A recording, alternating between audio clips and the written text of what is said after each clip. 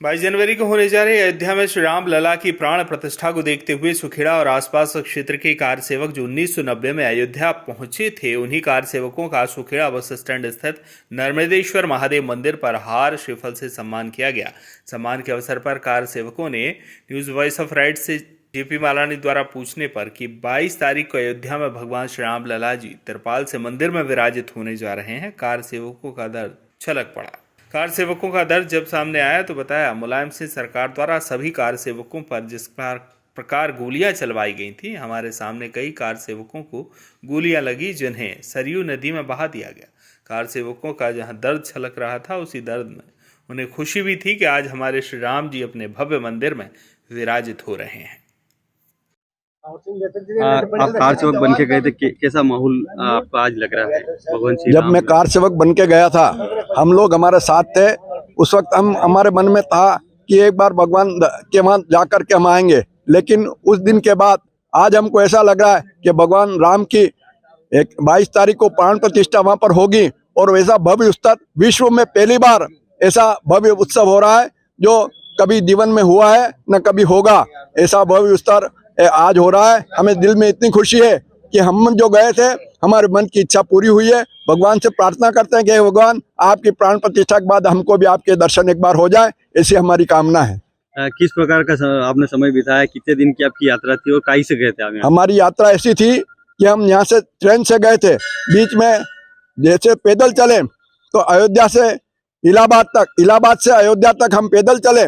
जंगलों के रास्ते से पुलिस की मुठभेड़ करते हुए, उनसे बचते हुए जैसे तैसे हम वहाँ पहुंचे।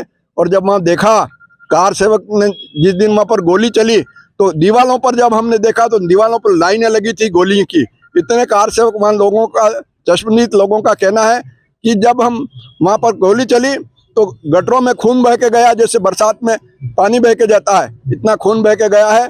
ऐसी दर्दनाक स्थिति में भगवान राम ने फिर भी सहयोग किया और आज भगवान राम फिर से वहाँ प्रतिष्ठित हो रहे हैं। निश्चित रूप से हमको ऐसा लग रहा है कि हमारे भी कहीं दर्शन हो जाएंगे, उद्धार हो जाएगा। इसलिए हम ईश्वर से कामना करते हैं कि ईश्वर हम सभी कार सेवकों को एक बार आपके दर्शन हो जाए। जब सभी कार सेवक को पुलिस मार रही थी, तो क्या लाल कृष्ण जी आडवाणी भी उसमें कार सेवक के साथ में हमारे आगे पीछे थे। लाल कृष्ण जी आडवाणी को बचाने में आपने क्या सहयोग किया था? नहीं, हम थोड़ा उनसे आगे पीछे थे और वो आगे पीछे हम चल रहे थे, लेकिन हमको जो मारा पुलिस ने, वो जीवन में कभी हम भूल नहीं सकते हैं। वो दर्दनाक घटना ऐसी हुई कि शायद कभी जीवन में सोचा भी नहीं था। जीवन की अविस्मरणीय घटना है, वो कभी हो भी नहीं सकती है। अगर बात की जाए अयोध्या की, तो अयोध्या में कितने दिन आप वहाँ रुके थे और किस अयोध्या में हम 4 दिन वहाँ पर रुके। और जब हम नहाने गए सरयू में और जब हमने डुबकी लगाई तो हमारे पैर में कुछ अड़ा, तो हमने जब जाके अंदर से उस डुबकी लगा करके उस बोरे को पकड़ के हम जब लाए, तो बोरे को पकड़ के बाहर लाए और देखा उसको खोल के, तो उसमें जवान 20-22 साल के लड़के की लाश निकली। उस बोरे में रेत भर के उस लाश को डुबा दिया गया था बंद करके। और फिर हमने पुलिस को ऐसी तो कितनी लाशें थी? ऐसा हमने पुलिस को सूचना दी, फिर उस लाश को सुपुर्द किया। ऐसे कई लोग मरे। सरयू पर जो पुल था, उस पुल पर दोनों लोग बीच में थे और दोनों तरफ से पुलिस ने घेर लिया था और गोलियां चली, तो लोगों ने सरयू में कूद करके अपनी जान दे दी। रतलाम जिले से कितने कार सेवक? 150 लोग करीब थे उस समय की बात है। आपके साथ में जाने वाले किसी कार सेवक के साथ भी कोई घटना घटी हुई? नहीं, छूट-फूट घटना तो सबके साथ हुई। ऐसा है कि हम आगे पीछे कहीं हो गए। एक कार्यकर्ता को भाई मोहन सिंह जी ने बताया कि घेर लिए थे, एक मुस्लिम गांव था, उसमें हमारे कई कार्यकर्ताओं को घेर लिया था।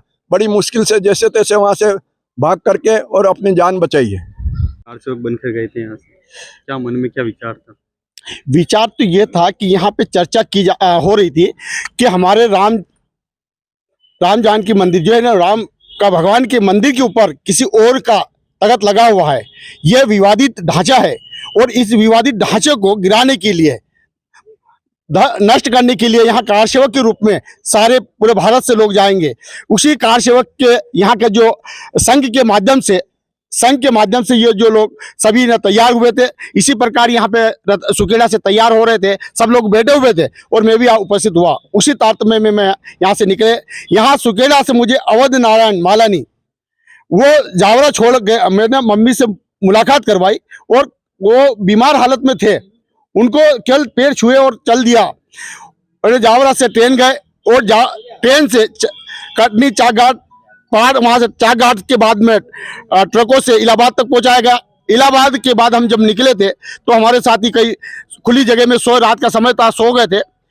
और मैं सांसद जो है गुजरात के, उनके साथ में, उनके परिवार के साथ में निकल गया था।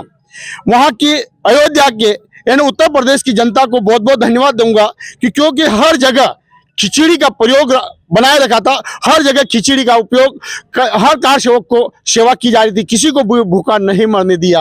यानी पुलिस के तानाशाही, शासन की तानाशाही के कारण हमारे कार सेवक काफी परेशान हुए, मार भी खाए, परंतु पीछे नहीं हटे।